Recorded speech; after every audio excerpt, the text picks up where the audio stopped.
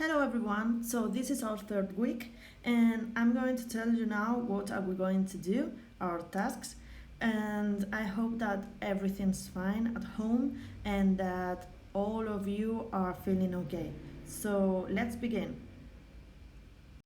So the first task for this week is listening. You'll have listening a YouTube video about the 13 colonies of the United States of America, and then you'll have to answer the questions that I sent you. So this is for the 6th of May. I think that you have plenty of time to do it because the video is really easy. The information is already written on the video, and the questions I think that they're not too difficult. So, good luck! Back to Instagram. This week you're going to post about a street festival. You're going to choose a street festival that takes place on a city of the English speaking country that you have chosen. Please remember that I need a country which is English speaking. Okay? Please choose whatever you want. It may be Ireland, the United States, Scotland, India. It's up to you, but please an English speaking country. You have already chosen one because you had to change your destination, so you can stick to that one. And if you can't find any street festival there, you may change or you may choose a different festival. It doesn't need to be street festival. You have to do this for the 9th of May.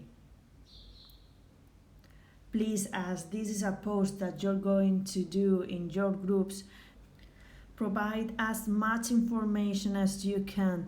I don't want to read 2 lines about the street festival. Please provide details. Where is it set? Why is it famous for? Whatever you can find, okay? Also, don't forget to use the present perfect simple because we are doing this to practice this tense, okay?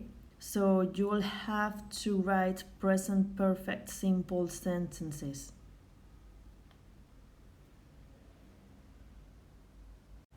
And last but not least, we have a grammar review, and we have to review units 3, 4, and 5. So you'll have a worksheet that I made with exercise concerning grammar and vocabulary from these units. You'll have to do this for the 10th of May. Oops. So you have plenty of time to do it. So that's all the task we have for this week. Now I'm going to explain the grammar in case someone has problems with it. But the PowerPoints that I'm going to explain now are going to be uploaded in your Google Classroom class. So if you don't want to hear the explanation because you already know the things but you have some doubt, you can stop the video and look the PowerPoints at the Google Classroom task that I will create. So that's all for now. Stay here if you want to hear the explanation about grammar, and go on and start with your tasks if you don't need it. Bye. So let's start with Unit 3. In Unit 3, we have should, must, have to, and be allowed to. If you remember, this unit was extremely easy, so I'm going to do it quick. We use should to give advice or recommendations. Is our deberías in Spanish. So here, you look tired, you should go to sleep. Pareces cansado, deberías ir a dormir. You shouldn't eat so much sweets, it's bad for your health. No deberías comer tantos dulces, es malo para tu salud. Okay, so you use it to give recommendations to people. It's not an obligation, just advice. On the other side, we have must. Must is to talk about obligation, something that you must do, that something that is necessary to do. I must visit my grandmother. It's been a long time since last time. Debo visitar a mi abuela hace mucho tiempo desde la última vez que fui.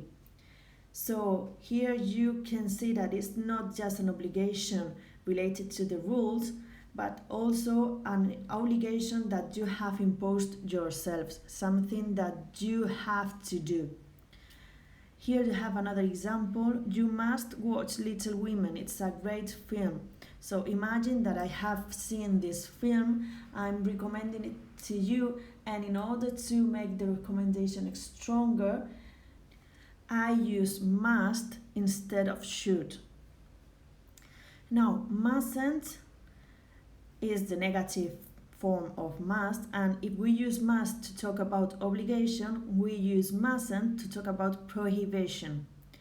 So, or to give strong advice against something, So, you mustn't forget to put on your gloves before going shopping. So, this is a prohibition and strong advice that we are hearing a lot recently. No debes olvidar ponerte los guantes antes de ir a comprar. So, this is not a rule, but it's a strong advice. You should put the gloves on because it will be better for your health. So you mustn't forget to put on your gloves. The other example, they mustn't be late this evening or the surprise party will be ruined. If they are late, the surprise party will be ruined. So they better not be late. Something that we must remember is that we use the infinitive after should and must, but without to. So we don't say I should to go to the doctor. Instead, we say I should go to the doctor. And we don't say you must to watch the news today. Instead, we say you must watch the news today without to. Have to. We use have to talk about something that is necessary to do. It's like the expression we have in Spanish, tengo que hacer los deberes. So this is something similar. They have to wear a tie at work. Tienen que llevar una corbata en el trabajo. Their boss have told them to wear a tie, so they have to wear it. You don't have to come on Saturday. No tienes que venir el sábado. If you want to come, you may come, but you don't have to do it. She has to study biology if she wants to become a doctor. Be allowed to. So we use be allowed to talk about permission. So it's something similar to se me permite, tiene permitido llevarse algo, está permitido hacer X cosa. So here we have, she is allowed to take her dog to work. So she works at an enterprise, at a business where they allowed her to take her dog. Ella tiene permitido llevarse su perro al trabajo. We aren't allowed to go outside until 8 hours, until 20 hours. So, no tenemos permitido salir hasta las 8. I am allowed to go to the party tonight. Me han permitido ir a la fiesta esta noche. So, maybe I was grounded, my parents didn't let me go, but now I am allowed to go, so I can go. Next units, units 4 and 5. Remember that we saw these units together because they both deal with present perfect simple. The first one just present perfect simple, and the second one present perfect simple with still yet ready for in tense. Just a quick reminder, the present perfect simple must be formed by have or has if we are referring to a third person singular and the past participle. And how do we know how to write the past participle? So if it's a regular verb, it will end with ed, and if it's irregular, it will be from the third column. So here we would have take, took, taken. How do we use this? We use it to talk about actions that happened in the past when the exact time is not mentioned or important. So, I have read an interesting book. It's not important if I read it yesterday, last week, or last month. The only thing that matters is that I read an interesting book.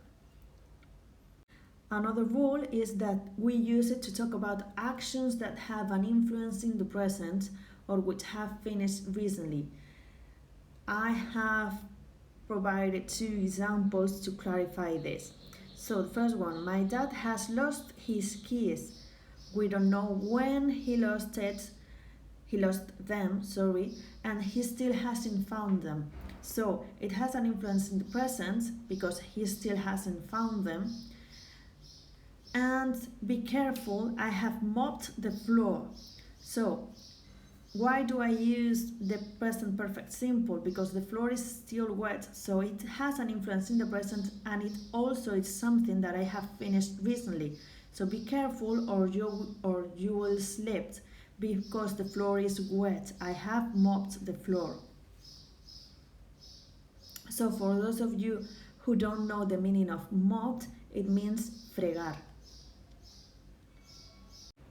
So this is something that I added just for you to remember. We have the difference between gone and been to.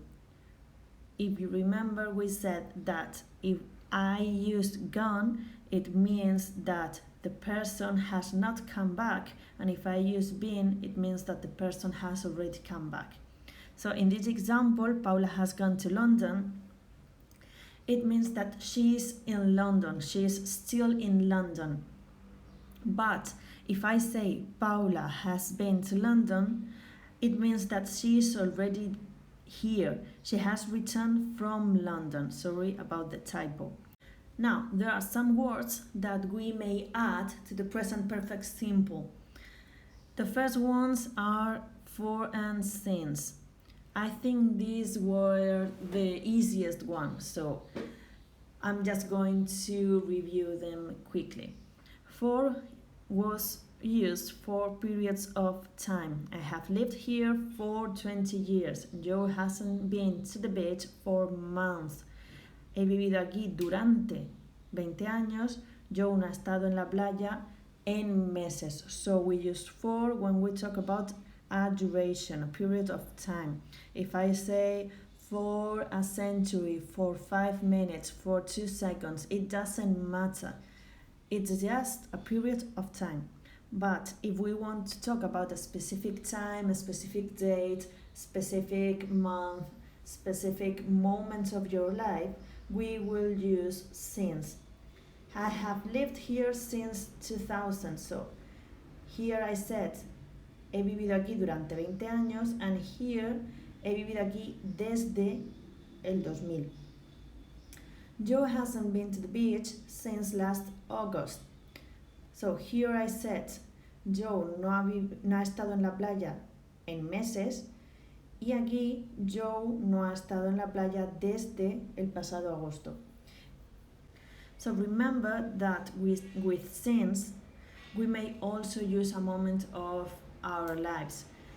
We may say, I have lived here since I was a child. He vivido aquí desde que era un niño o una niña. So, just for specific moments of your life, specific time, specific date. Just, we use it for very recent events or actions. It would be something similar to our acabo de. So here we have just finished our exams, acabamos de terminar los exámenes. Hannah and Tom have just called their father. Hannah y Tom acaban de llamar a su padre. I have just arrived here. I haven't been waiting for a long time. Acabo de llegar. No he estado esperando mucho tiempo. So what you have to remember here is that just will always be between have and the verb. Already and yet. We use already to talk about something that happened before we expect it, or to emphasize that it has happened. He has already finished his homework. Ya ha terminado los deberes. You may notice here that with this already or ya ha terminado, it means that we expected him to finish later or that we are surprised that it has happened so soon. Here, they have already been to that new shop. We could go elsewhere. Ya han estado en esa tienda, podríamos ir a otra parte.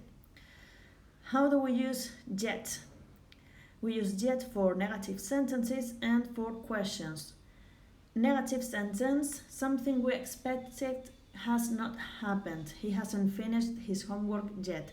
No ha terminado los deberes aún. So we expected him to finish earlier, but it hasn't happened. And for questions, we use it to ask for if something has happened before now. Have you watched that film yet? ¿Has visto ya esa película? What you have to remember here is that already is always between have and the verb, just as the word that we saw before, just. And yet will be always at the end of the sentence. It doesn't matter if it's a negative sentence or a question, it always will be at the end. And the last one, still. We use still in negative sentences, always in negative sentences. You may say it in affirmative sentence, but it has another meaning. So here we use it for something we expected that has not happened, but we imagine it will happen in the future. My parents still haven't come from the cinema. Mis padres todavía no han venido del cine. But I know that they will come eventually at some point in the future. My cousin still hasn't decorated his room. Mi primo todavía no ha decorado su habitación. But I expect him to decorate it anytime soon. It will happen. What is different about this word is that it will always be before have. So instead of putting it here in the middle as already or just, we will always put it before have. My parents still haven't come, or my cousin still hasn't decorated his room.